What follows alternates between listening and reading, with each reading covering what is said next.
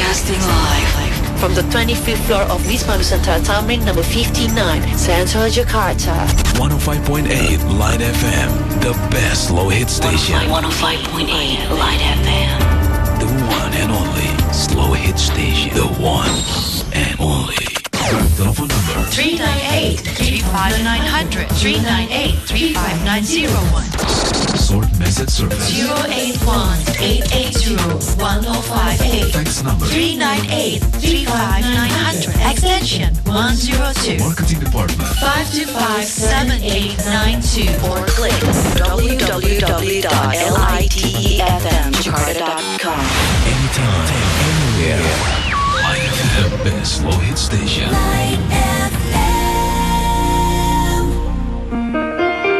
Berproses menuju kesejatian diri. Bersama Siwo Agus Hidayat. This is Light FM, the best slow hit station. Assalamualaikum warahmatullahi wabarakatuh. Selamat malam Light Audience. Kita berjumpa lagi di berproses menuju kesejahteraan diri untuk edisi hari ini. Hari Kamis tanggal 7 Januari 2010 bersama saya Dev Emerald. Dan seperti biasa untuk berproses menuju kesejahteraan diri, kita selalu ditemani oleh teman sharing kita, yaitu Siwo Agus Hidayat. Kita sapa dulu beliau. Ya, Assalamualaikum Siwo. Waalaikumsalam warahmatullahi wabarakatuh. Iya, Alhamdulillah kita sudah mendengarkan suara Siwo. Dan tentunya kita selalu menyapa beliau. Apa kabar Siwo, sehat? Biasa-biasa saja. Baik deh, Alhamdulillah kalau begitu ya. Baiklah, Light Audience, seperti biasa kami mengundang Anda untuk berpartisipasi di acara ini. Yang ingin sharing, tentunya kita buka line telepon di 021 391 3554 dan juga SMS di 081 88011058. Kami tunggu tentunya partisipasi Anda malam hari ini. Silakan yang ingin sharing tentang apa aja, insya Allah Siwo akan coba menjawabnya. Oke, kita sudah ada yang masuk kelihatannya. Halo, Assalamualaikum. Waalaikumsalam. Iya, dengan Bapak. Halo. Iya, dengan Bapak siapa nih? Ya, Pak Koswara. Pak Koswara. Iya. Pak Koswara di mana, Pak? Di Permata Hijau. Permata Hijau. Silakan Pak Koswara. Ini saya mau tanya pada Pak Siwo. Selamat malam, Pak Siwo. Saya mau tanya, itu ada seperti mengatakan itu wa akhbaroni bi adal ilma manur, yang artinya sesungguhnya ilmu itu adalah cahaya. Sesungguhnya apa, ilmu Pak? di sini apa itu? Bisa diulang. Sesungguhnya ilmu?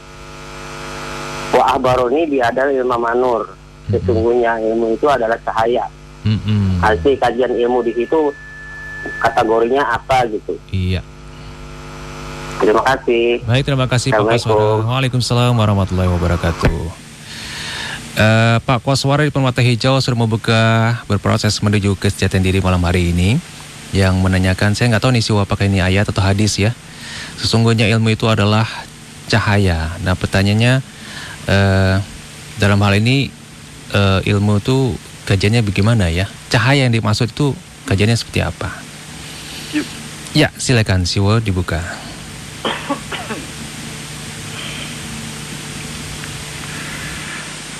Kepada seluruh Light Audience beserta seluruh keluarga besar Light FM, berikut para staf yang bekerja di Light FM. Kepada semuanya, Assalamualaikum warahmatullahi wabarakatuh. Bismillahirrahmanirrahim. Walhamdulillahi rabbil alamin. Wassallallahu ala rasulil karim wa alihi tahirin. Wala hawla wala quwata illa billahil aliyyil azim.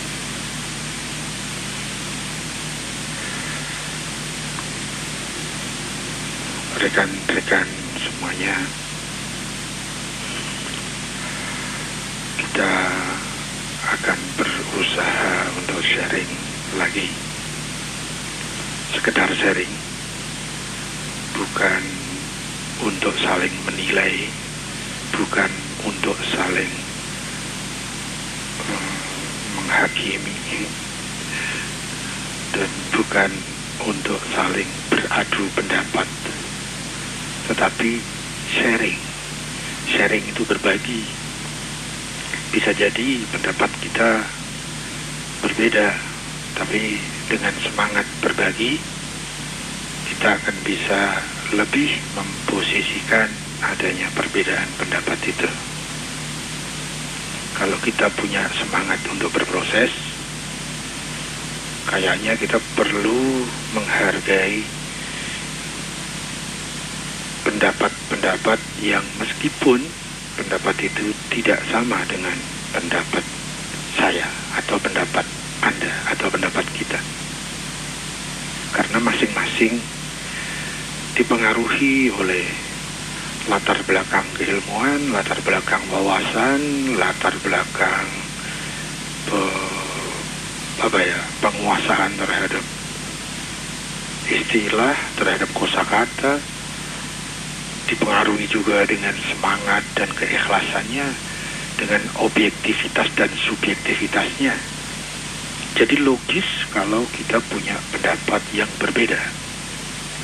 Kalau kita punya semangat untuk berproses memperbaiki kebenaran diri, maka justru adanya perbedaan pendapat itu bisa kita pakai sebagai bahan perbandingan. Bahan untuk saling menguji pendapat kita masing-masing dari pendapat teman kita yang berbeda itu. Dengan semangat berproses berarti kita mencari mana yang bisa kita pahami lebih benar.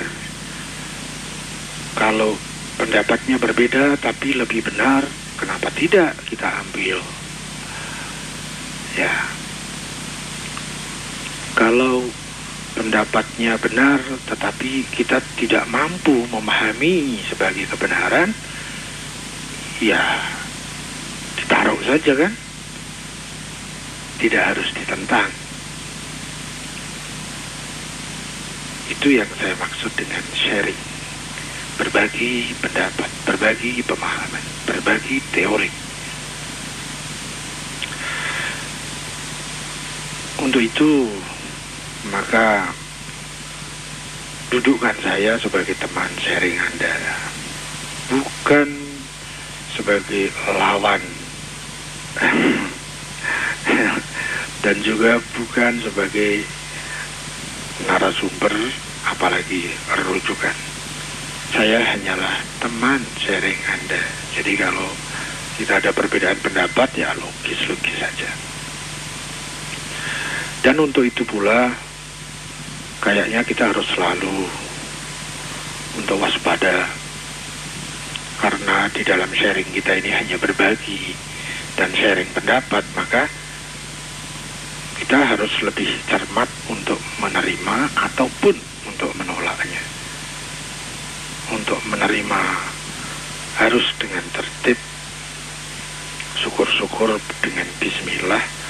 Untuk menolak pun juga perlu tertib dan bismillah. Dengan semangat itu kayaknya kita bisa bersharing lebih efektif, bersharing dengan enjoy meskipun kita berbeda pendapat. Dan tadi sudah satu topik dilontarkan oleh Mas Kuswara di Permata Hijau. Beliau mempertanyakan, ada sebuah kalimat, saya tadi tidak cukup jelas mendengar dalam bahasa Arabnya, tapi saya cukup mendengar kalimat yang dalam bahasa Indonesianya, yang beliau kurang lebih menyatakan ada sebuah kalimat yang mungkin ini sebuah kaidah yang menyatakan bahwa ilmu adalah nur, ilmu adalah cahaya. Lalu dipertanyakan, apa sih maksudnya cahaya di sini? Nah, sependek yang saya mampu pahami, ini berangkat dari sebuah hadis. Ada sebuah hadis yang menyatakan tentang ini dan riwayat teksnya, jadi redaksinya, matannya itu berbeda-beda. Ada yang matannya menyatakan begini, al-ilmu nurun, ilmu itu adalah nur, ilmu itu adalah cahaya. Nah,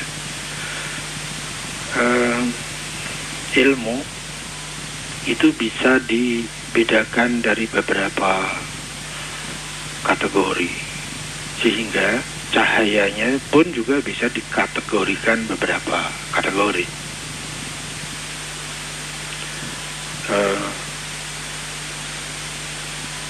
Misalnya kita membagi ilmu dalam bentuk ilmu rasional dan ilmu spiritual. Ilmu rasional sering disebut dengan ilmul husul, ilmu spiritual sering disebut dengan ilmul hudur. Masing-masing mempunyai karakter yang berbeda. Ilmu rasional itu hanya mampu untuk mengambil kesimpulan-kesimpulan kebenaran global, tapi tidak mampu kepada kebenaran-kebenaran yang sifatnya detail dan sifatnya adalah relatif. Meskipun ada dua hasil kesimpulan rasional, kedua-duanya berbeda, tapi kedua-duanya bisa benar, tapi dalam mutu relativisme yang berbeda. Nah, berbeda dengan ilmu yang spiritual, ilmu hudur. Itu ilmu yang mempunyai karakter bahwa dia mempunyai kebenaran mutlak. Meskipun kebenaran antara A dan B itu sama-sama mutlaknya, tetapi bisa jadi mutunya, tingkatnya berbeda. Yang satu lebih tajam, yang satu lebih tajam lagi. Kalau ilmu yang berdasarkan kategori persepsional, logika, rasional, filosofis, itu alat pencerapnya adalah pikiran yang tertib maksudnya.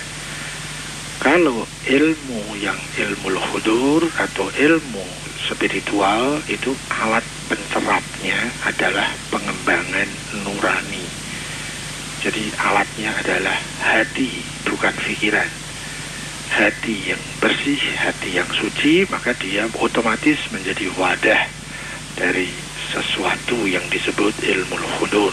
Semakin besar wadahnya, pasti isinya juga semakin banyak.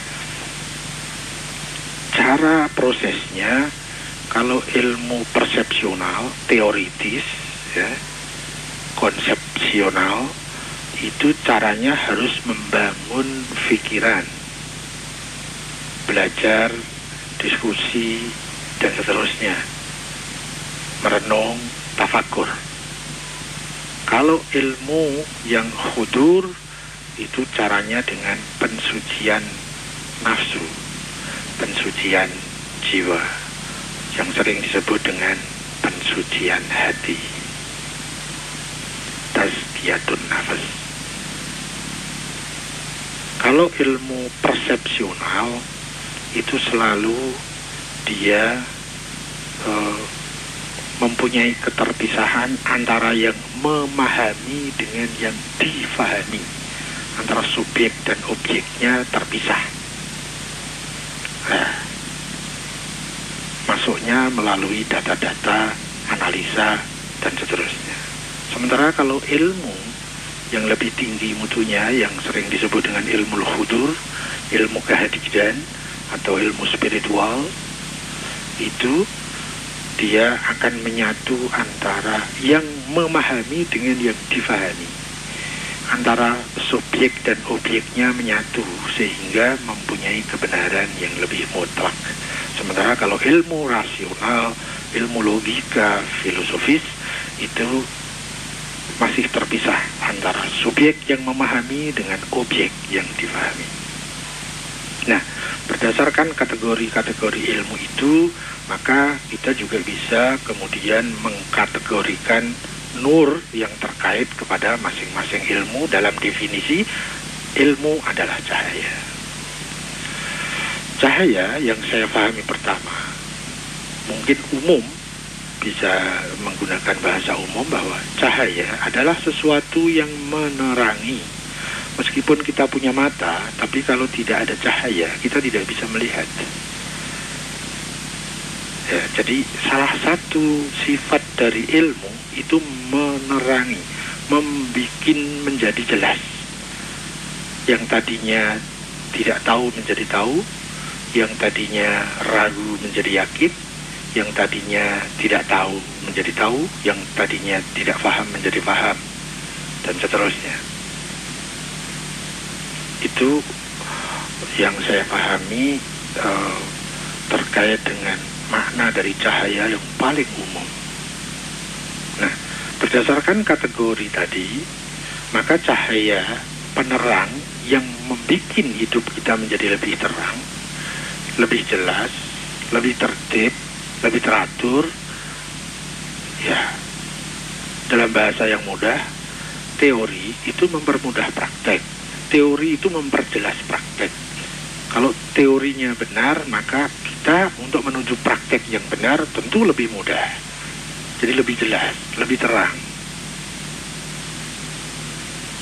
Berdasarkan kategori ilmu yang tadi, maka fungsi kecahayaan itu juga sesuai dengan kategori ilmu yang kita punya, yang kita dapat, yang ada pada diri kita. Sifat penerangan, pencahayaan membikin jelas dari ilmu persepsional, ilmu logika, ilmu filosofis, dia mempunyai kadar-kadar tertentu yang sifatnya relatif. Sementara kalau nur, cahaya yang kita dapat melalui proses ilmu khudur dengan pensucian diri, itu akan mempunyai mutu pencahayaan sehingga membuat lebih jelas yang sifatnya lebih mutlak. Nah, nanti ada sampai pada pembahasan yang disebut cahaya, mahuwa nur, apakah cahaya itu? Nah, ini kalau kita masuki lebih dalam, ternyata juga tidak mudah. Di dalam kajian-kajian yang sifatnya filosofis, itu kemudian disimbolkan oleh para filosof dan para pemikir bahwa cahaya tidak bisa didefinisikan. Ya, atau sering didefinisikan dengan definisi yang tidak sempurna, yang mengatakan cahaya adalah sesuatu yang terang tanpa diterangi. Nah, cahaya dia berfungsi menerangi dan membuat terang kepada selain dirinya. Kita sering menyebut sinar misalnya. Ya, apakah sinar itu cahaya? Nah, itu nanti lebih dalam lagi. Kita putus saja sampai di sini. Pembahasan yang cukup pelik di dalam pendefinisian cahaya itu, sepanjang yang saya tahu hanya sampai kepada definisi yang tidak penuh tadi, definisi yang tidak apa ya namanya? Karena cahaya itu sendiri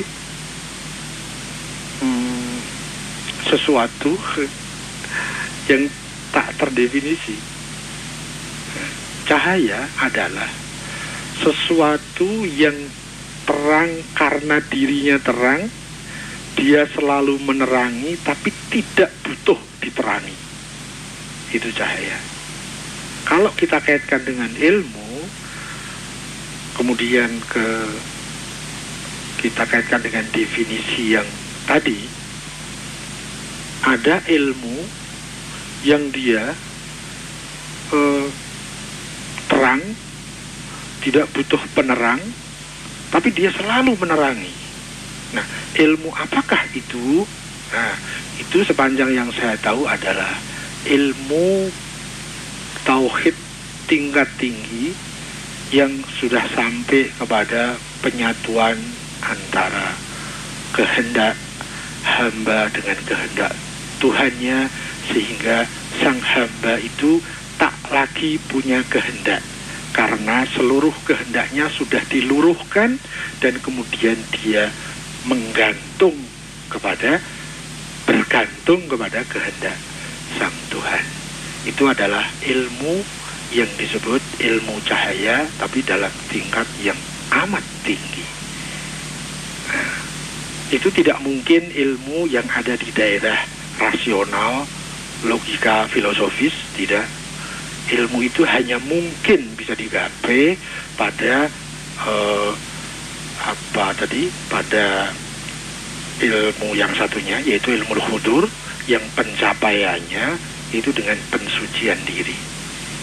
Pada skala tertentu, pada tingkat-tingkat tertentu yang sangat tinggi, pada saat manusia itu sudah suci dan kemudian disucikan, sehingga dia tak lagi punya kehendak diri selain dia bergantung kepada kehendak yang maha suci, dia sampai kepada ilmu yang ilmu itu selalu menerangi, tidak butuh penerang kecuali sang kekasih, yaitu Tuhan Allah Subhanahu wa Ta'ala, sebagai pusat cahaya, sebagai pusat penerang, sebagai pusat penjelas, sebagai pusat segala sesuatu.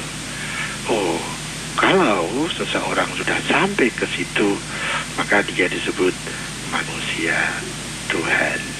Oh, mimpi, sekedar mimpi saja. Sudah bagus kita bisa punya mimpi ke situ. Ya, jadi al ilmu nurun, kita perlu kategori ilmu yang mana sehingga kita bisa mendekatkan yang dimaksud cahaya tadi, cahaya yang seperti apa dan mempunyai karakteristik yang seperti apa. Tentu sesuai dengan sudut pandang mana yang akan kita lihat, ilmu yang ilmu rasional atau ilmu spiritual. Jadi yang bisa saya sharingkan sementara itu, tetapi semua ilmu ya. Nah, tapi kayaknya nanti kita harus membedakan lagi kalau mau lebih teliti. Apa sih bedanya antara ilmu dengan pengetahuan? Kalau pengetahuan itu belum tentu membawa seseorang baik, tetapi kalau ilmu itu selalu membawa kepada orang kepada yang baik, yaitu ilmu berfungsi sebagai cahaya. Tapi ada loh ilmu yang dikatakan sebagai ilmu yang sesat. Enggak, itu pada daerah pengetahuan, bukan pada ilmu. Tetapi itu jarang dibedakan di masyarakat antara pengetahuan dan ilmu. Itu berbeda, tetapi di masyarakat sudah dianggap sama. Kalau kita mau serius, ya kita perlu agak lebih tajam untuk melihat masalah itu. Ya, kurang lebih seperti itu. Semoga tidak puas dan saya kembali kepada bos. Baik, terima kasih Siwo. Jadi harus membedakan antara ilmu dan pengetahuan ya. Kalau seandainya bisa nggak kita sampai tingkat ilmu tauhid yang tingkat tinggi itu ya Siwo? Halo? Sebagai seorang manusia. Suaranya kurang keras. Iya, bisa nggak sebagai seorang manusia biasa gitu mencapai ilmu tauhid tingkat tinggi yang Siwo maksudkan tadi? Oh, yang mencapai semua manusia-manusia yang bisa mencapai ilmu tingkat tinggi itu tadinya juga manusia biasa. Karena dia berjuang, karena dia berikhtiar, karena dia berupaya, maka sampailah kepada hasil-hasil tertentu sesuai dengan mutu perjuangannya. Oke. Jadi semua kita diberi kesempatan untuk seperti itu. Dan ada ilmunya juga ya untuk mencapai ilmu tauhid tingkat tinggi itu ya? Oh iya. Iya. Baiklah, kita terima lagi telepon di 0213913554. Halo, assalamualaikum. Halo. Oh iya, assalamualaikum. Waalaikumsalam. Dengan siapa nih Pak? Dengan Mas Boy nih di Bekasi. Silakan Mas Boy. Assalamualaikum Siwo. Waalaikumsalam. Siwo mau tanya nih tentang ini pahlawan yang mengenai almarhum Gus Dur. Banyak fenomena yang menerima beliau sebagai pahlawan, bapak bangsa lah gitu ya. Iya. Cuma ada juga yang tidak menerima karena semacam kayak ada aliran-aliran di Indonesia ini kan yang tidak disetujui lah oleh mayoritas Muslim gitu. Siwo. Bagaimana sih Siwo memandang tokoh Gus Dur ini Siwo? Begitu saja Siwo. Assalamualaikum Siwo. Waalaikumsalam warahmatullahi. Pandangan Siwo tentang seorang Gus Dur. Ini fenomena akhir-akhir ini ya. Iya. Pahlawan. Pro kontra lah tentang pahlawan.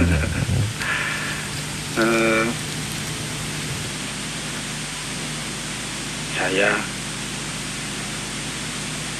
kebetulan ingat dengan sebuah riwayat, sebuah histori. Histori itu terkait dengan salah satu sahabat dari Rasulullah Muhammad SAW yang ikut berjuang, berperang waktu itu menghadapi para musuh yang akan menghancurkan Muhammad dan para pengikutnya. Kemudian ada salah seorang yang di dalam peperangan, sebuah peperangan itu dia terbunuh dengan dirinya dipenuhi dengan tertancap oleh anak panah. Kemudian ada di dalam riwayat itu ya, yang masih saya ingat. Setelah pulang dari perang itu ada seseorang yang melontarkan kalimat bahwa dia ini luar biasa. Dia berkorban diri untuk membela kebenaran, begitu. Nah, suatu saat Rasulullah menanggapi lontaran kalimat itu, dan itu kemudian termuat di dalam sebuah hadis.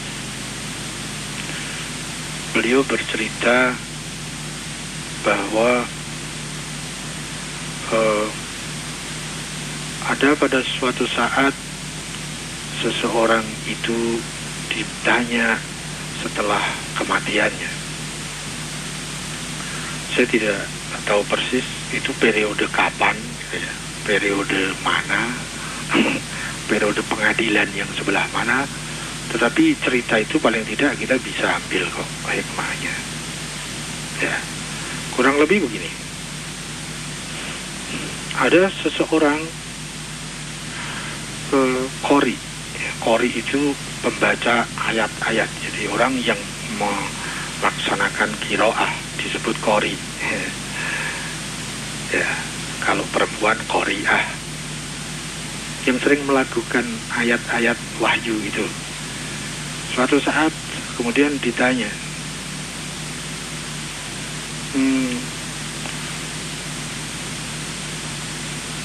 dulu waktu kau hidup,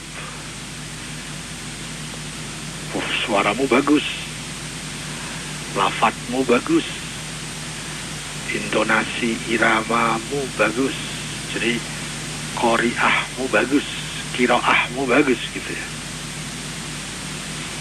Dan dia mengiyakan, ya gitu. Nah, karena memang tujuanmu itu untuk mendapatkan gelar qori atau qoriah itu, ya itu yang kau dapat. Karena kau menjadi qori atau qoriah bukan dalam rangka penghambaanmu kepada Tuhan. Nah, kurang lebih seperti itu. Maka kemudian dia tidak lulus untuk masuk ke surga.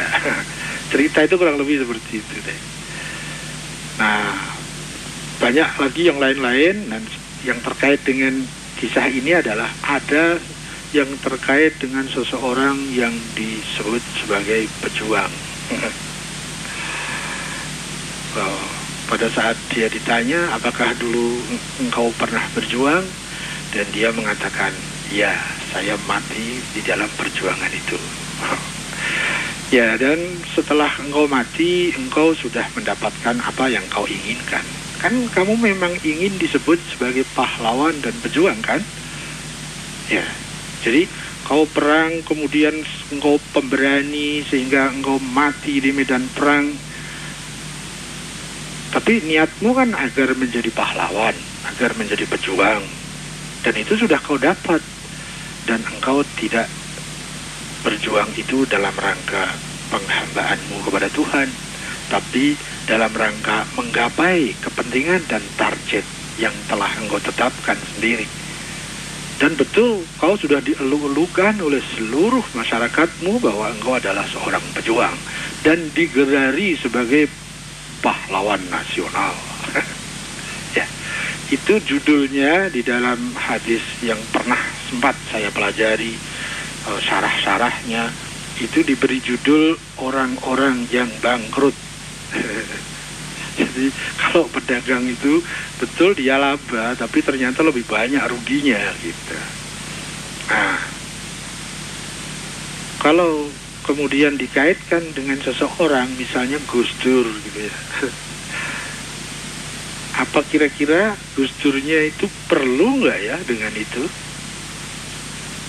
Ya, itu kalau kita kaitkan dengan Gus Dur. Kalau mau kita kaitkan dengan perkembangan kewarganegaraan atau perkembangan kebangsaan Indonesia, itu kan untuk kepentingan bangsa. Beliau mau digelari pahlawan nasional atau tidak, itu untuk kepentingan perkembangan bangsa ini, bukan semata-mata untuk kepentingan yang akan digelari. Nah, karena ini permasalahan kebangsaan, permasalahan nasional, permasalahan keindonesiaan, itu sangat ditentukan aturan mainnya ya oleh aturan yang ada di Indonesia. Apakah Gus Dur itu pantas atau tidak menjadi pahlawan nasional, relevan atau tidak menjadi pahlawan nasional, harus diukur dengan kriteria-kriteria, harus diukur oleh validator-validator yang sudah ditentukan oleh hukum keindonesiaan. Dan kayaknya itu sudah diatur kan? Ya, jadi ya kita serahkan saja. Toh itu saya yakin itu bukan, itu kepentingan kebangsaan kita gitu loh. Ya, tapi kalau kita hubungkan kepada riwayat hadis tadi, yaitu kembalinya kepada kepribadian Gus Dur. Apakah beliau melakukan hal-hal yang sudah beliau lakukan itu dalam rangka bismillah, atau bismi Indonesia, atau bismi apa, kan yang tahu ya beliau lah, kita kan nggak tahu. Kita meraba-raba pun kayaknya nggak bisa, karena itu permasalahan niat, karena permasalahan motivasi.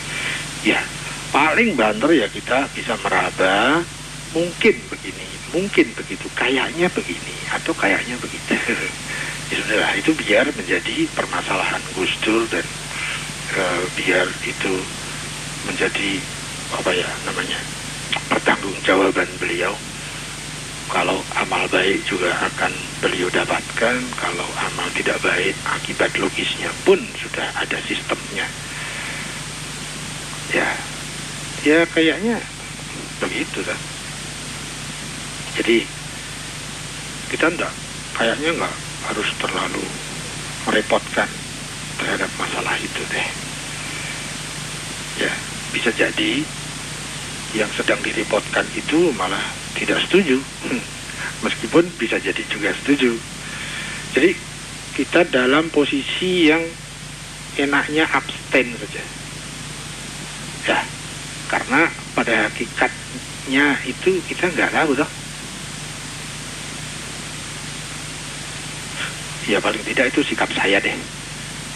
Bukan sebuah himbauan, sebuah khabar, sebuah informasi bahwa itu sikap saya. Karena saya tidak memahami dan tidak mengetahui tentang kehakikatan dari kepribadian Gus Dur gitu ya. Jadi ya saya abstain saja. Kurang lebih seperti itu deh. Nah, kalau untuk permasalahan apakah beliau relevan digelari sebagai pahlawan nasional atau tidak, sudah ada lembaga yang ditugasi untuk itu. Nah, serahkan saja kepada yang mempunyai tugas itu. Saya termasuk yang tidak ditugasi untuk hal-hal seperti itu, sehingga ya saya tak kembali deh konsentrasi kepada tugas saya sendiri saja, karena saya harus mempertanggungjawabkan hal-hal yang menjadi tugas saya, dan saya tidak akan dimintai tanggung jawab kepada hal-hal yang bukan ditugaskan kepada saya. Kurang lebih seperti itu sedikit gambaran bagaimana sikap saya terkait dengan permasalahan yang diangkat oleh Mas Boy itu. Sedikit tambahan, ada pernah yang membahas bahwa pahlawan itu asal katanya dari pahlawan. Jadi orang yang banyak punya pahala, gitu kan. Kalau orang yang di bidang sastra disebut sastrawan, gitu. Nah, orang yang dia piawai di bidang pahala disebut pahlawan. Ada yang mendefinisikan bahwa orang yang mengorbankan dirinya demi kepentingan bangsa, itu definisi keindonesiaan. Mungkin masing-masing kita punya definisi yang berbeda, masing-masing negara juga punya definisi yang berbeda. Seorang yang lekat dengan pahala-pahala, maka dia disebut pahlawan. Saya kembali ke bos. Baik, terima kasih Siwo. Iya, itu tadi. Tapi Siwo cukup kenal dengan Gus Dur ya? Ya, kenal sih. Dulu temennya bapak saya. Oh iya. Saya ikut kenal aja. Ya artinya Siwo juga mengenal pribadi Gus Dur. Bapak saya itu dari muda sudah jadi pimpinan Ansor kan di bawah beliau. Betul sekali. Iya. Jadi ya saya ikut kenal aja. Oke. Baiklah, kembali kita buka line telepon untuk Anda light audience. Silakan di 0213913554. Halo, assalamualaikum. Halo, assalamualaikum. Waalaikumsalam. Dengan Bapak? Dengan Alex Pamulang. Silakan Pak Alex. Iya, saya ingin melanjutkan dengan pembahasan tadi sumber cahaya. Cahaya, oke. Bisa lebih keras? Pak Alex, tolong suaranya agak menggema dikit. Ya, sekarang gimana? Ya, oke ya. Tegas dan keras. Assalamualaikum warahmatullahi wabarakatuh. Waalaikumsalam warahmatullahi wabarakatuh. Saya ingin tanyakan adalah di sini tadi dengan kaitan cahaya. Ilmu sebagai cahaya gitu. Iya. Tapi bukan ilmunya di sini, tapi cahayanya. Cahayanya. Okay, saya coba konsentrasi fokus ke cahaya. Oke. Karena tadi sangat menarik kalau cahaya dibahas di dalam proses di ilmu kudur. Karena di situ adalah penyatuan hamba dengan yang dihambai. Jadi sejauh mana pemahaman sih tentang penyatuan itu? Karena konotasi penyatuan seperti digambarkan, apakah makhluk itu bagian daripada yang dihambakan atau di luar dihambakan? Konteksnya seperti saya di luar hamba atau di luar penghambaan atau semacam bentuknya subjek dan objek tadi. Dan di situ dikaitkan bahwa subjek dan objek menyatu. Jadi sejauh mana proses pemahaman kita di dalam mengkaji lebih dalam lagi tentang cahaya itu, apalagi dikaitkan dengan ilmu kudur gitu ya. Kudur. Iya, kehadiran.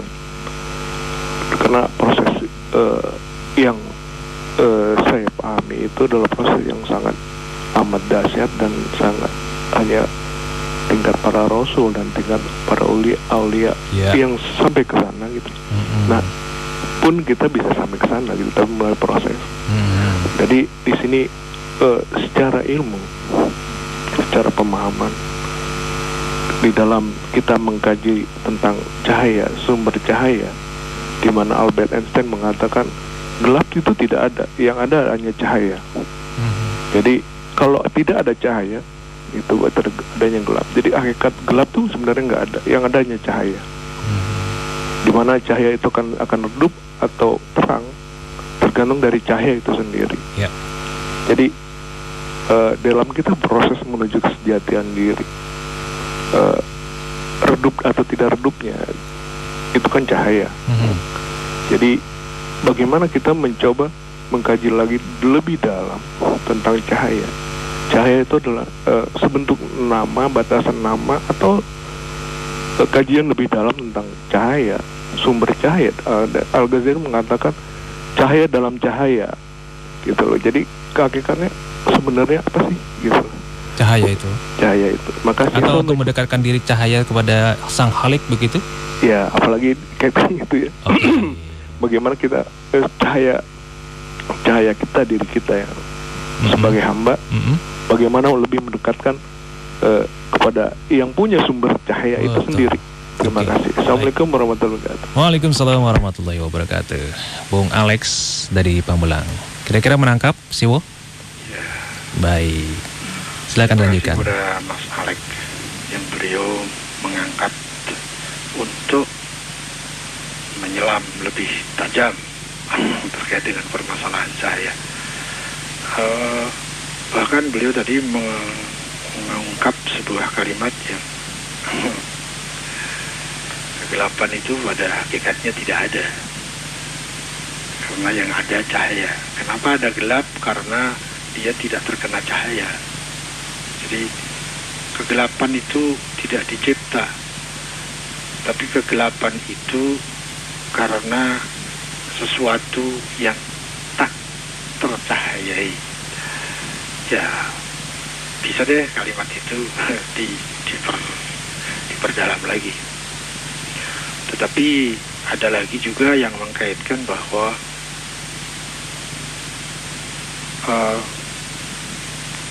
yang disebut bahwa kegelapan itu ada karena tidak tercahayai. Itu nanti kalau di dalam pembahasan tentang makhluk yang terkait dengan kesemestaan wujud, yang terkait dengan universalitas eksistensi, maka setiap yang ada itu merupakan sesuatu yang terang. Setiap yang ada itu merupakan percikan dari cahaya-cahaya. Sehingga di dalam eksistensi itu tidak pernah ada kegelapan. Nah, kegelapan nanti pada saat dia disebut ada, itu manakala dikaitkan dengan sebuah hukum sebab akibat, yang manakala sesuatu itu dia terhalang dari cahaya, maka dia menjadi gelap. Kalau dikaitkan dengan ilmu, nanti bisa dibahas begini. Setiap orang yang tidak punya ilmu, maka dia posisinya lebih gelap dibandingkan yang punya ilmu. Tapi tolong, bedakan dulu antara ilmu dengan pengetahuan. Ya, yang kita bahas adalah ilmu, bukan sekedar pengetahuan. Nah, maka orang yang tidak berilmu itu disebut sebagai jahil. Nah, semua bentuk kezoliman itu pangkalnya adalah kejahilan. Zulm, kezoliman. Zulm itu juga bermakna gelap. Nah, kurang lebih seperti itu deh. Tapi kayaknya untuk mempertajam masalah ini, tidak di sini Mas Alex bisa buka HP FM. Biar nanti kasihan deh yang lain, karena mungkin malah tambah bingung gitu ya. Tapi terima kasih atas semangatnya. Kemudian terkait dengan tadi yang lebih penting dari itu adalah ada yang diangkat oleh Mas Alex ini tentang penyatuan. Mohon kalau bisa disetel gitu, tadi di review lagi, terus di suara ulangkan lagi gitu. Saya menyebutnya tidak penyatuan antara hamba dan Tuhannya, tidak. Saya tadi mengatakan penyatuan kehendak. Tolong ini, kalau kehendaknya dihilangkan, itu pembahasannya menjadi sangat jauh berbeda. Tapi yang saya lontarkan tadi, ya seandainya ini bisa direview gitu, rekamannya, ya anggap ini review saya yang tadi saya sebutkan di sana, sampai ada sebuah pencapaian ilmu tauhid yang sangat tinggi sehingga terjadi penyatuan kehendak. Jangan lupa tentang kehendak ini, penyatuan kehendak antara hambanya dengan Tuhannya, gitu kan? Dia sudah korbankan kehendak dirinya, kemudian diluruhkan dan dia bergantung kepada kehendak Tuhan. Tadi begitu kan? Jadi tolong kehendaknya itu garis bawahi. Kalau hanya penyatuan antara hamba dan Tuhannya, apalagi tadi dikaitkan dengan antara objek dan subjeknya, ya enggak deh. Itu ada pembahasan yang sangat tersendiri dan sangat berbeda dan sangat berbeda dengan apa yang saya maksudkan penyatuan tadi. Saya ulangi lagi, saya tadi mengatakan ada satu ilmu tauhid yang sangat tinggi yang kemudian mencahayai orang yang mempunyai ilmu tauhid itu, karena tauhid yang tingkat ilmu hudur sebegitu tingginya sehingga terjadilah penyatuan tanda kutip kehendak, penyatuan kehendak antara hamba dengan Tuhannya. Sang hamba dengan cahaya yang sangat tinggi itu, dia rela mampu menghancurkan kehendak dirinya, menghilangkan kehendak dirinya, mengorbankan kehendak dirinya, merelakan kehendak dirinya, mengikhlaskan kehendak dirinya, dan dia gantikan dengan kebergantungannya kepada kehendak Tuhan, kehendak Allah. Mohon jangan lupa tanda petik garis bawah yang tebal, penyatuan kehendak. Ya, saya tidak sedang membahas tentang penyatuan antara hamba dengan Tuhan, bukan, tapi penyatuan kehendak. Ya, menarik kan? Itu kalau kita tidak cermat, kalau kita tidak hati-hati, bisa menjadi salah paham. Kita memahami, tapi kita tidak merasa bahwa sudah terjadi kesalahan di dalam memahami. Itu disebut salah paham. Ya begitulah kira-kira. Dipersilahkan Mas Alex pada jam-jam besok, jam 10 sampai jam 12 siang ataupun malam, silahkan buka siaran HP FM untuk mempertajam masalah itu. Ini sebuah, meskipun sekedar teori, tetapi tidak mudah untuk memahami hal ini. Meskipun hanya teori, betul hanya teori, betul, tetapi sangat-sangat rumit, tapi sekaligus spesial, gitu ya. Terus ada lagi tadi disebut sebagai sumber cahaya. Kalimat ini mempunyai apa ya namanya, kalau di dalam bahasa Indonesia itu apa ya, ada kurang pas sebutan dengan sumber cahaya. Karena cahaya itu otomatis sumbernya, jadi tidak perlu pakai sumber cahaya. Cahaya itu pasti sumber, yang lain itu ya hanya sinar-sinarnya, hanya pancaran-pancarannya. Begitu disebut cahaya pasti sumber. Ya. Tapi ya begitulah, kita mempunyai, mungkin disebut dalam bahasa Indonesia disebut dengan istilah kontaminasi. Jadi ada kontaminasi di dalam berbahasa. Ya seperti itu, misalnya agar supaya, demi untuk, nah itu kalau waktu saya belajar EJD dulu, EJD itu disebut dengan kata yang kontaminasi, kurang lebih seperti itu. Ya, ya itu, ya sudah biasa di masyarakat kan, sumber cahaya. Bisa dikaitkan dengan sumber cahaya itu pada saat kita sedang membandingkan antara cahaya yang sebenarnya dengan hal yang dicahayai, yang dia bisa memantulkan cahaya itu kepada selainnya. Nah, maka nanti kita bisa sebut bahwa ini mencahayai juga, tapi bukan sumber cahaya, tapi sekedar sebagai pemantul, misalnya seperti itu. Misalnya antara bulan dan matahari, yang menjadi sumber matahari, sumber cahaya itu matahari, bulan itu sekedar memantulkan cahaya saja. Nah, dalam perbandingan itu betul ada istilah sumber cahaya. Tetapi kalau di dalam bahasa yang tadi kita sedang urai tentang ilmu cahaya tadi, begitu disebut cahaya, yaitu pasti sumbernya. Sehingga disebut cahaya adalah sesuatu yang dirinya terang tanpa diterangi, dan dia selalu menerangi pihak selain dirinya. Maka cahaya itu pasti sumber cahaya. Ya, kurang lebih seperti itu deh, Mas Alex. Di HPFM aja ya.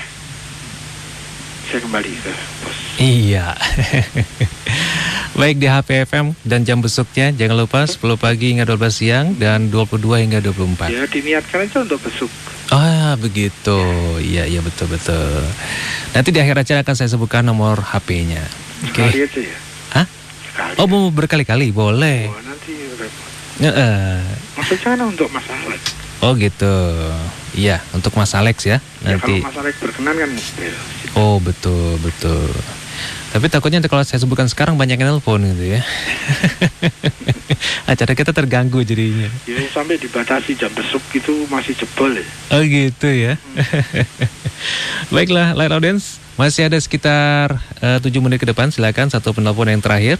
Nanti kita akan memasuki sesi yang kedua setelah ini. Halo, assalamualaikum. Waalaikumsalam. Dengan Bapak? Pak Wartum. Pak Wastum. Wartum. Oh Wartum. Di mana Pak Wartum? Jati Bening. Jati Bening. Ya. Silakan Pak Wartum. Assalamualaikum Siwo. Waalaikumsalam. Terbaik. Iya mendengarkan beliau. Biasa. Oh, minta sharingkan ini bisa ya? Masalah riba ditinjau dari tauhid gitu. Riba ditinjau dari tauhid. Karena saya baca buku itu belum loh. Iya. Saya baca buku belum menemukan definisinya yang ini gitu. Masih banyak sekali yang nggak apa namanya. Definisinya itu nggak saklek. Kurang pas gitu di hati Pak Wartum ya. Mungkin gitu aja. Baik. Waalaikumsalam warahmatullahi. Definisi apa ini? Riba ditinjau dari tauhid. Karenanya kata Pak Wartum ini dilihat dari referensi definisi riba dari beberapa referensi yang ada tuh kurang pas di hati dia gitu. Mungkin Siwo bisa menjelaskan. Terima kasih Mas Wartum di Jati Bening. Definisi tentang riba itu kok saya belum jelas. Saya punya sepanjang referensi yang saya punya yang membahas tentang riba, itu saya dapati referensi yang paling komprehensif ya, itu sebuah buku judulnya Riba, dikarang oleh Murtaldo Mutahari. Itu saya mendapati bahasan yang terluas yang pernah saya baca, tapi saya juga masih bingung. Jadi sama itu posisinya sama Mas Wartum itu. Jadi tentang riba, saya masih bingung Mas, sama dengan penjenengan. Jadi jawabannya menjadi mudah, sama-sama bingung deh gitu. Ya karena memang saya juga belum sampai kepada keputusan pemahaman ya secara final. Apa sih definisi riba? Meskipun di masyarakat sebegitu mudah orang mendefinisikan riba, tapi kalau kita pertajam ternyata ya saya hanya bisa menginformasikan bahwa dari sekian kajian-kajian, informasi-informasi yang sempat sempat saya masuk ke sana. Mungkin ada yang lebih dari itu, tapi saya belum sempat untuk masuk ke situ. Ya, saya informasikan bahwa referensi yang pernah saya baca dalam pembahasan yang lebih komprehensif dibandingkan pembahasan yang lain itu ada pada judul riba yang ditulis, ya, mu'alifnya adalah Murtado Mutahari, kalau tidak salah terbitan Mizan, dan itu saya baca kira-kira di tahun sekitar 1993 saya baca itu, dan sampai sekarang saya belum menemukan referensi yang lebih luas dari itu. Dan sampai sekarang saya masih tetap bingung definisi persisnya dari riba itu seperti apa. Ya. Oh. Jadi terima kasih atas tidak puasnya, dan karena saya memang belum mempunyai pemahaman final, meskipun final yang sementara pun saya juga belum mempunyai definisi riba yang seperti apa sih gitu. Mohon maaf Mas Wartum. Tapi kalau menurut buku yang Siwo baca itu, definisi riba itu sendiri bagaimana Siwo? Bingung. Bingung ya? Sudah diatur tadi. Memang ada salah satu ciri dari pembahasan Murtado Mutahari itu, rata-rata tidak memberikan kesimpulan, tapi mengajak orang untuk membuka pikirannya, mengajak orang untuk berhati-hati dalam berpikir misalnya. Jadi kita diberi sebuah wawasan-wawasan gitu. Nah, selebihnya simpulkan sendiri gitu kan. Kalau menurut beliau ini yang menyimpulkan ini adalah minimal harus faqih gitu. Gitu ya. Minimal harus mujtahid. Tidak boleh sekedar ilmuwan atau ekonom menyimpulkan ini riba, itu riba. Oh, aduh. Sekarang ini kan ada persaingan. Oh, kalau bank ini riba, kalau bank itu tidak riba. Tapi definisinya, nah kalau kita tanyakan definisinya nanti dia bingung nanti. Secara umum kan orang mengetahui bahwa riba itu adalah pemberian katakanlah bunga dari sebuah bank gitu, yang memberikan bunga itu ke riba gitu ya. Umumnya kan seperti itu. Iya. Saya dulu juga begitu sih. Tapi setelah kemudian berlanjut kayak Mas Wartum tadi malah bingung. Mana sih definisi persis dari riba itu apa?